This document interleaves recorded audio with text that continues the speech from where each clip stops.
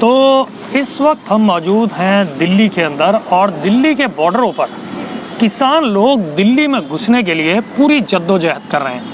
लेकिन वहीं एक तरफ जय जवान जय किसान है तो दूसरी तरफ वहीं जो किसान का बेटा एक बॉर्डर पे होता है और एक पुलिस में होता है और वो किसानों को रोकने के लिए आतुर है। बॉर्डरों के ऊपर बाप और बेटा आमने सामने आ चुके हैं, यानी कि किसान का बेटा जो एक फ़ौज में या पुलिस में होता है और दूसरा किसान होता है और एक बॉर्डर पे भी होता है। तो इस सिलसिले में चर्चा करने के लिए मेरे साथ मौजूद हैं लेस टाइम्स के संस्थापक रगीब साहब। उनसे हम बात करेंगे और चर्चा करेंगे कि आखिरकार जब वो दिल्ली के बॉर्डरों से निकले और दिल्ली के अंदर 6 किलोमीटर का सफ़र तय करने में कितना वक्त लगा, हम उनसे बात करते हैं। रगीब साहब, बहुत बहुत स्वागत है हमारे साथ में। जी बहुत बहुत शुक्रिया।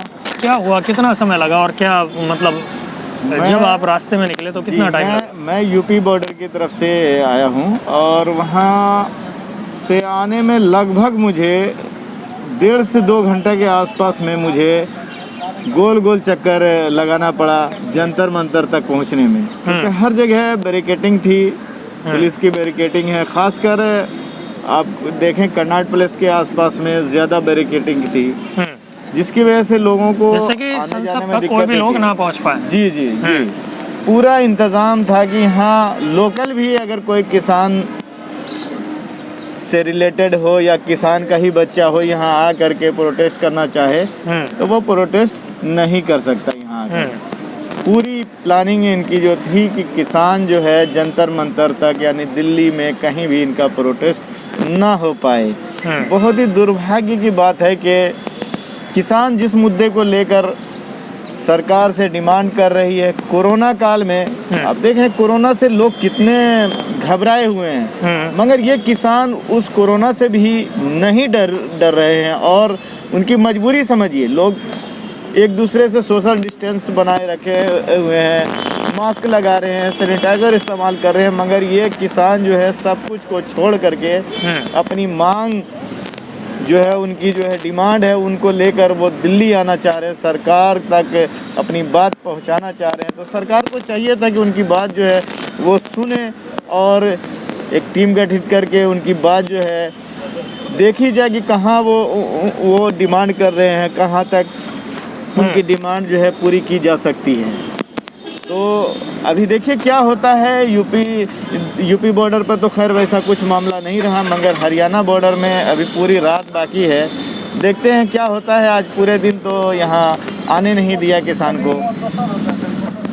तो रात बाकी, बात बाकी, अभी देखना ये बाकी है कि आने वाले वक्त के अंदर क्या किसान दिल्ली की सीमाओं में कूच कर पाएंगे या दिल्ली की सीमाओं से जिस तरीके से उन्हें रोक दिया गया है वो वहीं पर ही रुके रहेंगे।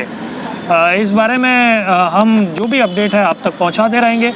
फ़िलहाल हमारे साथ में एक हमारे विशेषज्ञ और मौजूद हैं जो दिल्ली की सरहदों से सेंट्रल दिल्ली में पहुंचे हैं। स्वागत है आपका, स्वागत है। पेड़ के नीचे आइए जी। तो आप तो आ गए लेकिन किसान नहीं आ पा रहे, क्या कहना है आपका इस पर? बॉर्डर में जब रोक देंगे तो फिर आएंगे कैसे? वहाँ पर आपने देखा होगा वीडियो में किस तरीके से तैनात है वहाँ पर पुलिस, जैसे वो किसान नहीं है, कोई आतंकवादी है। जैसे प्रोटेस्ट किसान नहीं है, आतंकवादी है। हाँ, अच्छा, ठीक है। जैसे प्रोटेस्ट करने के लिए आए हैं, अपनी मांगों को करने के लिए आए हैं या वहाँ पर बम फेंकने आए, इस तरीके से तैनात ही है। आपने देखा होगा कि किसानों के ऊपर आंसू गैस फेंका जा रहा है, पानी, इस ठंडे में पानी डाला जा रहा है उनके, बिल्कुल सही नहीं है। और आप ये देखिए कि ये जो है तानाशाही जिस तरीके से दिखाए जा रहे हैं। सबसे बड़ी बात आप ये देखिए कि किसान है, हमारे देश का अन्नदाता है, ठीक है। अगर वो उनका कुछ नाराज़गी है और वो कानून के विरोध में है, कुछ है, तो आराम से बैठ के बात भी कर सकते हैं ना। वो सरकार का, तो सरकार को उनको रोकने का कोई हक नहीं है। जिस तरीके से रोका जा रहा है, आप देख सकते हैं किस तरीके से रोका जाए। आए कोरोना की बात कहते हैं, कोरोना क्या, जो जहाँ पर बीजेपी शासित जो राज्य है वहाँ पर कोरोना नहीं है, लेकिन जहाँ पर अलग सरकार है, अगर दिल्ली में आम आदमी पार्टी का सरकार है तो दिल्ली में बहुत है, अलग अलग राज्य पे जहाँ पर कांग्रेस गठबंधन में है या अलग सरकार है तो वहाँ पर भाई कोरोना है। इनका ये थिंकिंग है। आए किसानों की बात, किसानों के ऊपर जिस तरीके से अत्याचार हो रहा है, ये अगर आप देखेंगे 1947 के पीछे अगर आप चले जाएंगे तो देखेंगे कि अंग्रेज जिस तरीके से किसानों के ऊपर अत्याचार करते थे वही सेम कंडीशन अभी हो रहा है कि किसान, आप एक बात बताइएगा, किसान फसल उगाना बंद कर दे, अगर फसल उगाना बंद कर देंगे तो हमारे देश कहाँ जाएंगे?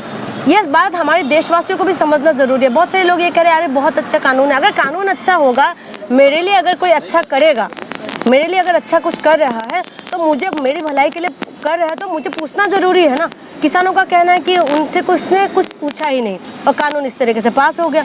और किसानों की जो मांग है वो बिल्कुल जेन्युइन मांग है कि बात तो कर सकते हैं, बात करने में क्या जाता है। लेकिन जिस तरीके से आपने देखा होगा बैरिकेड के साथ साथ बड़े बड़े पत्थर लगा रहे हैं, बड़े बड़े पत्थर की वो कोई हटा ना पाए, पत्थर लगाए जा रहे हैं, ये ऐसा दिखाए जा रहे हैं जैसे पता नहीं किसान नहीं है, कोई आतंकवादी आ रहे हैं।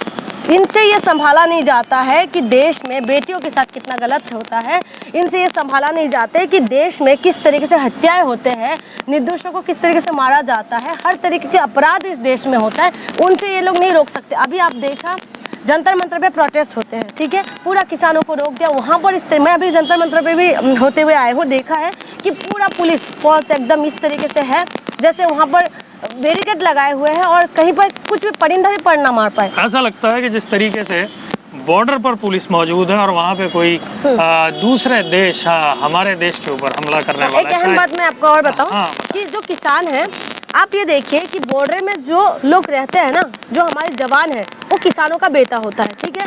हमारी लाल बहादुर शास्त्री जी जो प्रधानमंत्री है, ऐसा ना तो प्रधानमंत्री है ना तो कभी होगा, क्योंकि लाल बहादुर शास्त्री ने जय जवान जय किसानों का नारा दिया था।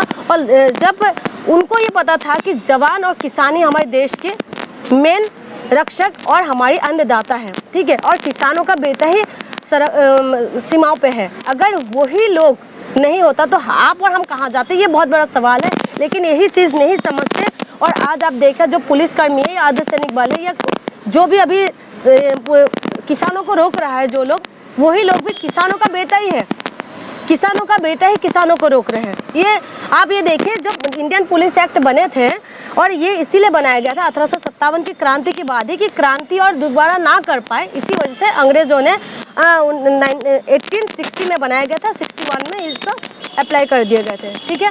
तब से लेके कानून में थोड़ा बहुत सुधार हुआ है, लेकिन वही की वही है, क्योंकि दबाव बना के रखे कानून व्यवस्था, और वही चीज़ हमारी अब सरकार कर है कि किसानों को पूरी तरीके से दबा दे। आपने देखा होगा कि जो पुलिस है, पुलिस से एक उम्मीद होते हैं लोगों को, लेकिन आज की डेट पे उम्मीद नहीं है।